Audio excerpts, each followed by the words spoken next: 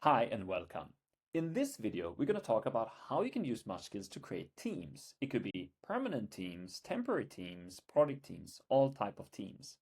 We're also going to talk about resource management and how you can use MuchSkills for utilization and resource planning of different types. This is extra valuable for you that works with a lot of different projects, client projects, or maybe in a consulting and service team.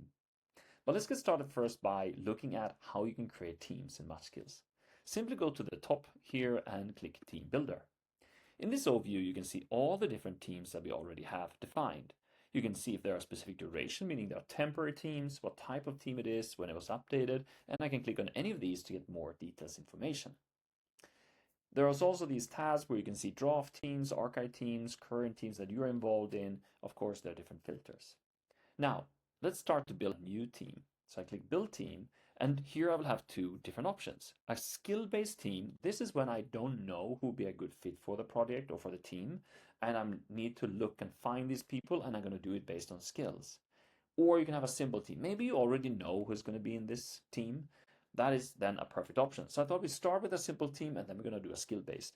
So this is a website update project. I'm going to do a simple team. You can have, of course, a little description. I click Save and Continue. To add people to the team, simply click Manage.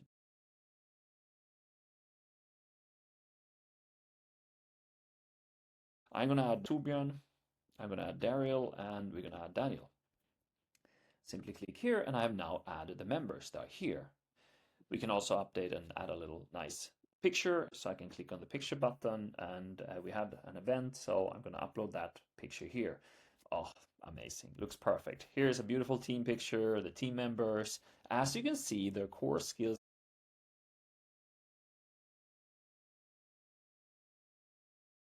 utilization of each member, even in the simple team. This is just because I know kind of what people are doing, what projects they're involved in, and what's happening. I can also click skills. This view is really helpful. I get a view of this specific team's all skills and core skills, technical skills, essential human skills, global skills. I actually get a good understanding of the capability of the people I put together. And of course, I can go to settings and I can modify here. I can add specific people that should have access to this team. So actually when you add it, it is secret. Nobody can see it. It's only when you decide to launch the team when it's ready. If you want the team to be temporary, meaning it's just a project, simply add a start date and end date for the team itself. And you can add, of course, descriptions, tags, project and reference links, and anything else you want to have. Perfect. I think this is looking really good. I want this team to be launched and available for everybody. So I simply click Launch Team. I can click Launch, so now it's active, and I can then change so everybody in the entire organization can see this.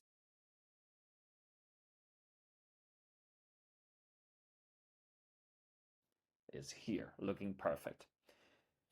This was the simple team. Now I have a project. Okay, so I'm going to click Build Team again. And this is a client project. It's for Heineken. So they asked us to help them. And we have actually client project numbers and add that. I'm going to do a skill-based team. I don't know really who is available to do this. And I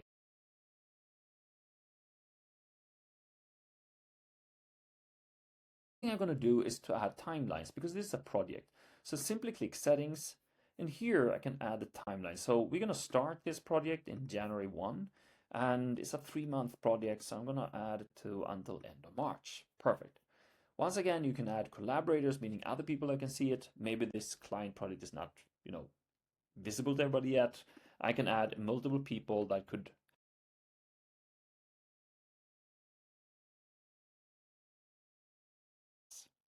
But let's try to figure out who would be a good fit for our client project. I go to requirements. It's an empty page where you simply add the requirements of this team. So I say click here and I could start to okay, what is the most important skill? So this is a data project. I could start first by adding, no, we're going to add problem solving. We could have, it's a data project, so I think Python is really good. So I could simply search for it. As you can see, I can quickly find something. Another way to add skills for this project is that I can scroll down and I could find our category of data skills. So yeah, we need data analysis. I'm going to have data wrangling, data collection, data visualization. So simply adds the skills talent that is required to get the job done. Now, I added a bunch of skills. This looked good. I can see the skills required. Now I can also add required levels, meaning if I don't add a level, it will just show all people that have any type of skill in this, but I need specific levels. For Python, I need at least intermediate skilled. For data analysis, I'm looking for one expert and data collection as well. So I'm adding specific requirements. I can also add the number of people I need, which is maybe more specific. So maybe 3 here, maybe 2 here. I could also highlight skills that are extra important, what I'm looking for. Once I'm done, I simply scroll down and the system are then giving me recommendations of individuals that are, in one way or another living up to my requirement. For example, Haley, she's an expert in data collection. She's intermediate in data analysis, so I wanted an expert, but you have to look for what you can find. And she's intermediate in Python, she loves problem solving. This is really good. You can see this line here, tap on it, and you will be able to see what projects Haley is involved in. I can see, okay, she's actually in this Agile Security project and another client project for ABB. I can see how many percentage of her time she's working and the timeline. I can also continue to scroll down and I can see other individuals. As I'm seeing these views, I can always change and modify who I see. Simply click filter. I can filter on like, yeah, this is great, but I only want to see people from a specific department, or maybe from a specific location, or maybe a certain seniority level. Whatever it is that you are looking for, you can use these filters to quickly find the right type of person that you want to have in your project. Now, this is great. I kind of looked through the list. I'm going to make some decisions. I want Haley to my team. I think she will be a perfect fit. I saw she is utilized 60%, so I'm going to add her to the project. And I think we can fill up her rest of her time. So 40% of her time, I can see she works 40 hours per week, 5 days a week. So this is perfect. If I add her to the project, it's going to be 211 hours. So I simply add her to the team, and you can now see how it's added here, the utilization, meaning that I can hover over any week to see, okay, she's drafted for this project, still not decided, not launched, she's drafted for it, and then I can see the project she's currently working in. Great. I can then continue. So I can explore other people I think could be very valuable to have in this project. So I continue to scroll down, and see what I have. So I'm deciding actually we're going to add some more people. So I'm going to add Emil, checking his current utilization. He's also available 37%, so I'm going to add him 37%, 195 hours. This is great. I think that's going to be perfect. In addition to this, I'm going to actually add Viljami as well. He's totally free, so he can work 100%. I'm adding him 528 hours. But here, I don't want him to start January. Actually, you can go and modify this. I want him to start February 1st, and he will not work he's only going to work until the 16th of March. You can also split it between and have different utilizations depending on time. So I could add a new row and I could say, well, from January 1 to February or end of January. So we can do like this, and then we have here, and we're going to modify it to 1st of February. He's going to work 50% here, and then 80% here. So we can have different modifications. It will be different hours, and when I'm ready, I simply click add to the team, and you can then see.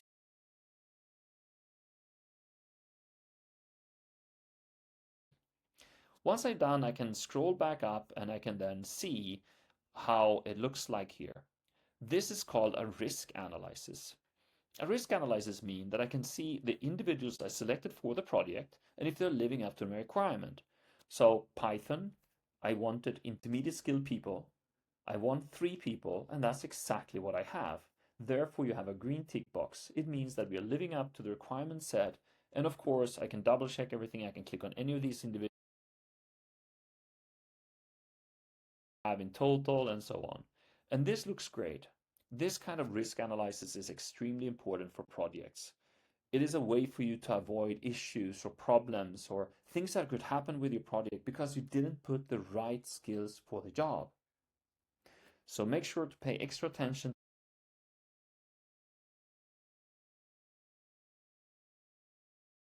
And here I'm able to also find each individual and I can see their current utilization, potential utilization. I can also go and click skills, and this, I really love this view. If you're doing a project or like for something for a client, here I can actually see all the skills and talent that my team have jointly. I can see here, okay, what kind of other technical skills do we have? What kind of other things can I see? You can go and modify and say, I want to see all skills. You can see where do we have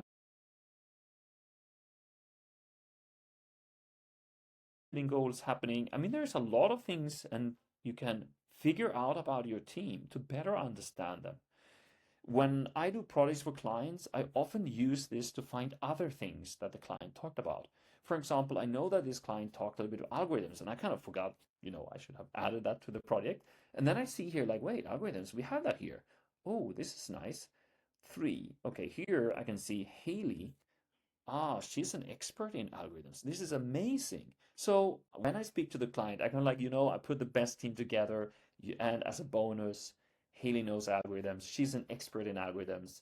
I mean, so lovely. And of course, you can do all kinds of stuff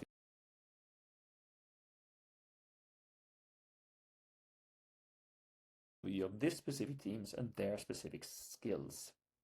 Really good. So this feels nice. You can also click on members. And once again, here you have how many hours have been allocated. You can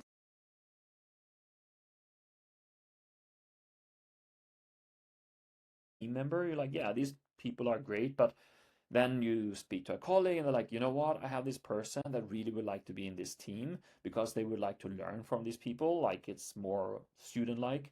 Yeah, quickly add that person. Click manage team members, search for some individual. So we can do perfect. I'm gonna add Andreas, for example. I can just add him quickly to the team. You can decide if they're in the utilization or he's just participating.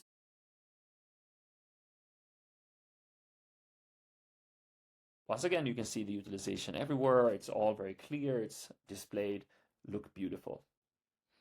Now, before I launch this team, I want to show you how the data reporting looks for utilization and the different projects. So we pause this. I'm going to come back to it, but let's first look at the reports.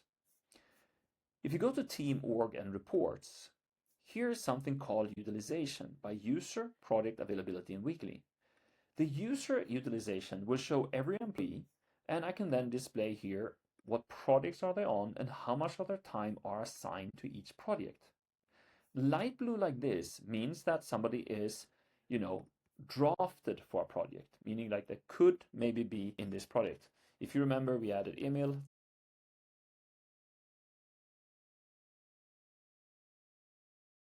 I can see our little project here in light blue because the project is not one, it's not decided.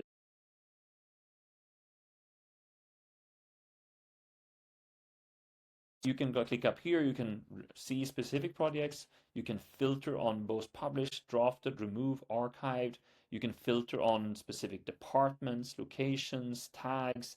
All these things are here for all these different things. For example, if I only want to see the utilization for, let's say, people that belong to the engineering department, then you will only see the people in that.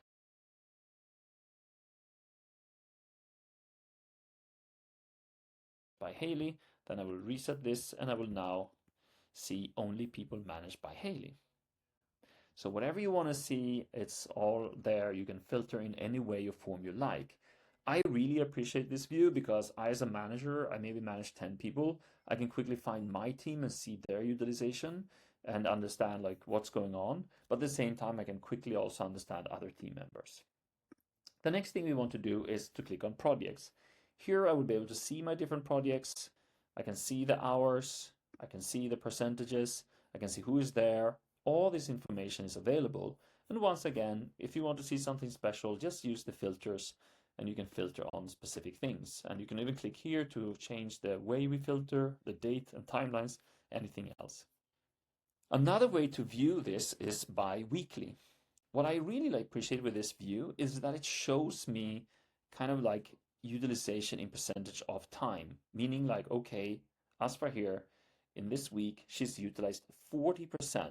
60% is available for some other projects if needed. I can also see when somebody's overutilized. So Andreas have been overutilized, is working 120%, for example, week 45 here. And this kind of graphical overview gives me very quickly an understanding of the situation, overutilization, underutilization, and how it all kind of plans out. Once again, the light blue, which we had for Haley and for Emil and all this stuff, that shows that this is a potential project that may or may not become live. So I have full control of potential and current, like live projects. One of my favorite views is also availability. If you are in a service organization or you are working in consulting, this view is very valuable for you. And for everybody else that are sitting here, I'm sure you're like, it's empty, interesting. The reason why it's empty is because these are people that are currently not in a project. That means they are available. That is a very, very important view for us. We can also scroll down and we'll then start to sort it out. We'll say this person could be, engaged in this special project. And I can continue forward and looking through all the different individuals and it's sorted by order. If you're working in consulting, we don't want people to be on the bench, meaning just sitting and waiting. We need to kind of figure out how we can help these people to find clients and help them to get to some kind of project or work. So these are the utilization.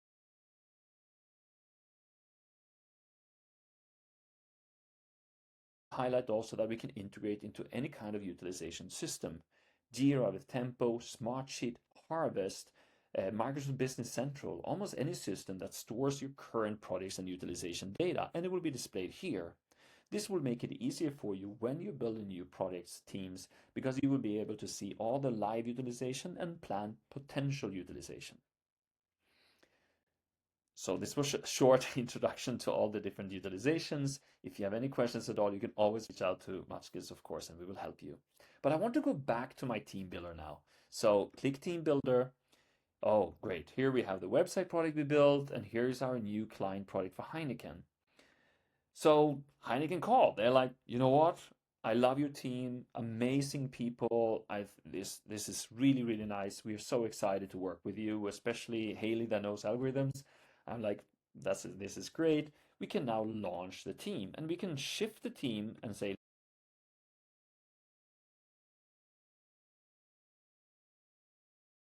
have very secret projects for the government, etc. We don't want things to be too public, so you can modify and change it. So I'm just changing here that everybody in the organization can see this project. This is beautiful. I can see how many hours we have allocated, so the client is happy to pay for these 732 hours. I can see the team members. I can see the requirements we have. I can see the utilization is now live. It means that Emil, Haley is fully occupied.